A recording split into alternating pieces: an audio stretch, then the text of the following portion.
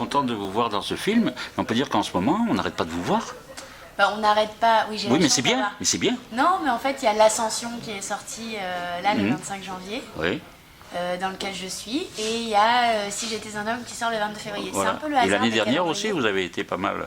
Oui, j'avais à fait l'affiche. le Bureau des légendes, la Taularde, il y avait un petit boulot. Voilà. Vous êtes contente? Ouais, je suis hyper contente. Des rôles divers et variés? Que des rôles très différents. Eh oui. Mais ça, c'est parce que je le choisis. Oui. Et vu que j'ai la chance d'avoir plein de propositions, bah, je peux choisir des choses très différentes. Et ça m'éclate, je fais ce métier pour ça. J'ai pas envie d'être cantonnée à un rôle. Après, étonnamment, on se souvient plus des rôles de femmes fortes, à grande gueule et tout ça, mais c'est plutôt bon signe. Mais là, vous affirmez quand même, vous êtes un peu la femme homme dans ce film. Oui, l'extrémiste de sa cause. Il fallait justement un personnage.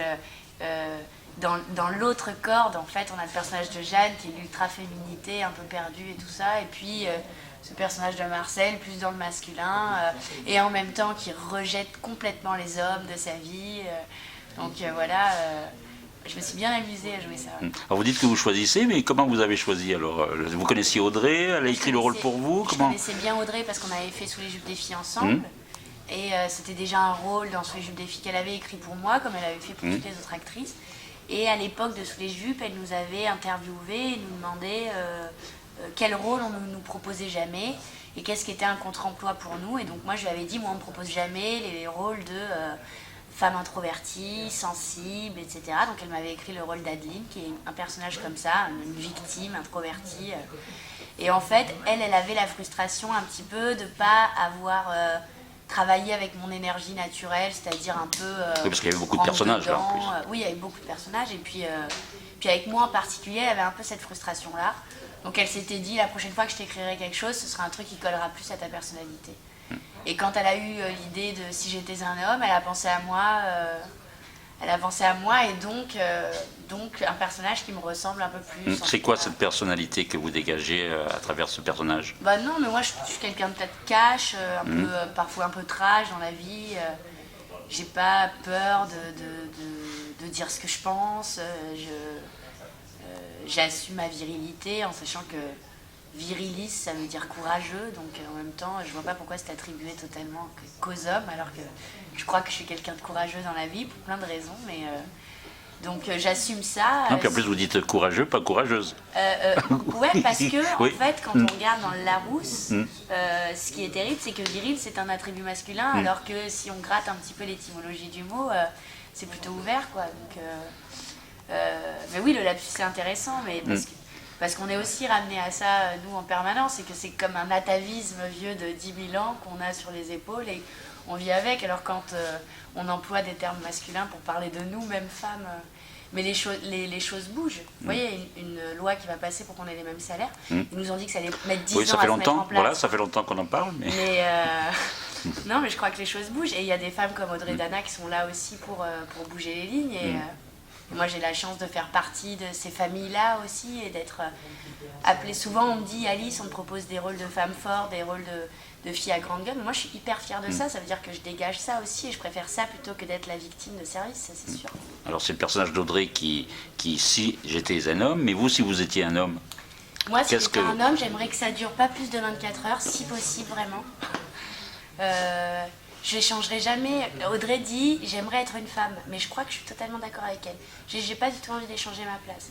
Même si on doit se battre pour plein de choses, même si à travail égal, nous aussi dans le cinéma, une auteure-réalisatrice, elle est beaucoup moins bien payée. Une actrice est beaucoup moins bien payée que l'acteur au même poste, au même rôle. C'est parfois 10 fois plus. C'est surréaliste. Donc pour tout ça, j'aimerais être un homme, pour pouvoir faire pipi debout aussi éventuellement. Au lieu de faire 1h30 de queue quand on va à un concert, pouvoir aller dans la forêt d'à côté faire pipi derrière un arbre. Ça aussi, je vous envie. Mais à part pour ça, peut-être aussi j'aimerais pouvoir partager, porter un enfant ou pas. Voilà, mais à part ça, franchement, ma place de femme, je l'échangerais pour rien au monde. Je suis très bien dans mon corps. Voilà. Mais en même temps, voilà, c'est complémentaire, tout ça. C'est-à-dire que voilà, le monde était gouverné justement avec des hommes, avec des femmes. Mais le problème, c'est qu'ils sont 97%, il me semble, un peu plus, à être à des postes.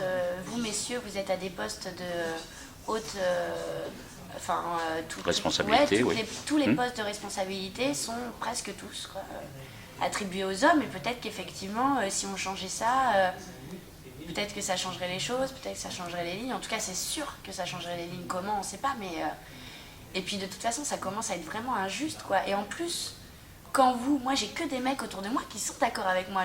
Ah oui. Enfin, le vieux macho, c'est bon, il est révolu, il est plus du tout à la mode. C'est pas. Non, les mentalités ont Et évolué oui, quand vous, même. les hommes aussi, je crois que quand on voit justement aux États-Unis les mecs sortir avec The Real Men are féministes, c'est beau, c'est un des vrais messages. Et je crois que les mecs aussi, ils ont envie de casser les frontières avec nous pour plus arrêter d'être les bourreaux aussi qui prennent 10 fois plus de salaire alors que votre position n'est pas agréable non plus. Donc, comme les Black Panthers ont eu besoin des Blancs pour y arriver, peut-être que nous les femmes, on a besoin de vous les hommes pour avancer aussi. Oui, parce que finalement on est sur les différences. Ouais. Donc voilà. Et finalement les différences en plus aujourd'hui, les frontières sont tellement fines. Faut juste regarder déjà comment on s'habille les uns les autres. Enfin, tout ça est en train vraiment de changer, d'évoluer. On est de plus en plus, si nous on accepte plus notre côté masculin, c'est que vous, messieurs, vous acceptez aussi votre côté féminin, et tant mieux. Il faut juste arrêter de dire aux petits garçons qu'il ne faut pas pleurer. Voilà, parce qu'on peut être sensible comme une femme, il n'y a pas de problème. Vous avez le droit de ne pas être fort, vous avez le droit de ne pas savoir vous battre, vous avez le droit de ne pas aussi être performant sexuellement. Il y a comme aussi un homme, ça doit être fort, ça ne doit pas pleurer, ça doit bander, quoi. Alors que tout ça n'est pas si évident. Et donc il y a comme un truc qui pèse aussi sur vous hyper fort. Donc de toute façon, si nous on est attaqué dans notre féminin, dans notre place, forcément qu'inversement, vous aussi vous avez et comme on le dit souvent, je pense très justement, c'est-à-dire qu'on a pris une autoroute en 60 ans, vous avez fait vous en 1000 ans, en 2000 ans en fait, dans les droits, dans tout ce qu'on a reçu, et qu'on vous a un peu laissé sur la nationale pendant qu'on a pris l'autoroute et qu'on vous a dépassé presque comme ça. Donc je pense qu'il faudrait qu'on se prenne la main, qu'on fasse les trucs ensemble et on arrivera à de grandes choses, quoi. Ah oui. Il faudrait juste que les fous au pouvoir là-haut laissent un peu la place aux femmes, et à la limite encore nous dans nos pays on a une chance inouïe. Moi qui ai la chance de voyager... c'est pas le cas partout. Non, je suis très chauvine pour la bouffe et pour ma condition de femme. À chaque fois je me dis on mange quand même vachement mieux en France la plupart du temps, et quand même on est quand même vachement plus respectés, quoi. Donc dans notre malheur on a de la chance, mais c'est aussi nous qui avons la parole, qui avons le pouvoir de faire ça, ou par la comédie ou par notre... Oui, voilà, quoi de mieux que l'art aussi, voilà. Ouais, et quoi de mieux que faire rire les gens pour passer les messages aussi. Donc, Vous êtes de Marseille? Je suis d'Avignon. D'Avignon? Ouais. Non, ça me fait du bien d'être là, vraiment bien, du bien, quoi. Donc, le public est sympa ici? Ouais, après le public marseillais il est connu pour être intransigeant, mais j'aime bien ça. Si ça passe au moins. Ouais, si ça passe, ça passe. Je suis venue avec l'Ascension, ça a été un carton plein, c'était génial. Si ça passe pas, ça passe pas. Et en même temps, c'est le côté cru des Marseillais aussi, que moi j'ai toujours aimé. Et c'est particulier à Marseille. On était à Montpellier hier, il n'y a pas ça à Montpellier. Il y a même peu ça chez nous. C'est plus la Provence chez nous. Déjà un peu plus. C'est plus le nord, quoi. Mais évidemment, enfin en tout cas, même quand j'arrive là sur le parking du cinéma, que je rencontre les Marseillais, il y a une manière, voilà, de parler aux gens. Il y a, je sais pas, les gens sont quand même vachement sociables ici. Il y a le tutoiement facile. Il y a vachement moins de distance entre les Marseillais, en tout cas au premier abord, que ce qu'on peut avoir nous chez nous, je dis maintenant à Paris, parce que j'y suis depuis 10 ans maintenant, mais c'est particulier à Marseille. Là, je suis avec mon ami qui est parisien, je lui dis, tu vas voir Marseille, les Marseillais, c'est spécial, c'est quand même... Vous avez un truc vraiment spécial dans votre ville. Après, qui peut être aussi, je peux comprendre pour plein de gens qui disent, mais moi, Marseille... Parce que c'est vrai, c'est folklore comme ville aussi. On a un peu l'impression, un peu comme au Portugal, des fois d'être dans les années 80. Ici, on a le droit de rouler sans ceinture. Enfin, il y a un truc. Oui, c'est-à-dire on le prend. Ouais, il y a un côté un peu. Votre côté libertaire me plaît. Voilà, c'est ça, c'est un peu. Ça me plaît. On va pas faire comme tout le monde. Non, je sais pas, c'est Mistral qui ouvre en fada. Ah, je sais pas. C'est possible, mais il y en a pas tous les jours. Le film, il aurait été différent. Ça aurait été différent pour Jeanne si elle avait vécu à Marseille. Est-ce que ça aurait été différent? Je crois pas. Je crois pas. Dans l'inconscient, le cliché du Marseillais, on va dire, ouais, le vieux Marseillais un peu macho, ouais, pourquoi pas, mais comme on peut imaginer le Corse ou l'Italien, ce moment, je suis en train de lire Elena Ferrante, que ça se passe à Naples. Et donc il y a un côté un peu marseillais aussi à Naples, voilà, c'est un peu le bordel dans les rues, il y a leur manière de parler, leur jargon. Donc c'est des villes comme ça du sud fortes avec peut-être que ça aurait été différent pour elles, effectivement, mais en même temps je crois que notre problème, homme, femme, féminin, masculin, pour le coup, entre Marseille et Lille, je crois qu'il est assez équivalent en fait. Peut-être qu'entre Marseille et le plus au sud, là, on peut parler de différence, mais je crois que nous, en France, voilà, malheureusement, on est tous sous la même loi de salaire, voilà, donc, ou à Marseille ou à Paris, des choses changent. Alors, c'est la deuxième fois que vous tournez avec Audrey Dana, donc votre plus grand plaisir? Elle aime les actrices, elle aime les comédiens. Elle est entière, en fait. Elle joue pas. Elle triche pas. Alors parfois, dans les mauvais côtés, en fait, parce qu'elle va te dire les choses telles quelles, mais pour la plupart du temps, pour les bons. Parce que Audrey, quand il y a une scène, il y a une prise qui lui plaît au combo, tu la vois, elle fait « Ouais, yes, cool, ouais, allez, c'est extraordinaire, je t'aime, machin. » C'est exaltant, en fait. Et elle a une énergie. Audrey, elle boit pas de café, elle prend pas de drogue, mais tant mieux, parce que sinon on pourrait pas la suivre. Hier, elle était malade, elle arrêtait pas toute la journée, elle disait je suis désolée, j'ai pas d'énergie. C'est une pile électrique, alors que bon, ça a fait rire tout le monde parce qu'elle était pleine d'énergie.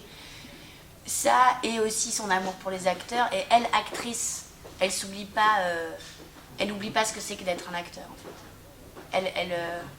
La plupart du temps, c'est la technique qui passe avant au cinéma. Et très souvent on t'oublie, vraiment ça pourrait être un paquet de bonbons qu'on pose là, qu'on éclaire et à qui on fait dire un texte, ce serait exactement la même chose quoi. On oublie que dessous tu as une sensibilité, d'autant plus, je crois à nous qui jouons avec ça, moi je suis un être hypersensible, donc c'est vrai que quand on oublie l'être hypersensible que je suis et qu'on demande juste de réciter un texte dans de la lumière, je suis hyper frustrée, j'ai envie de pleurer quoi. Avec Audrey c'est tout le contraire, on parle d'abord à l'être hypersensible que tu es avant de te faire réciter ton texte dans la lumière. Et ça change tout. Bien, en tout cas, nous, on souhaite à Si j'étais un homme une belle petite carrière, merci, même un peu plus grande. Voilà.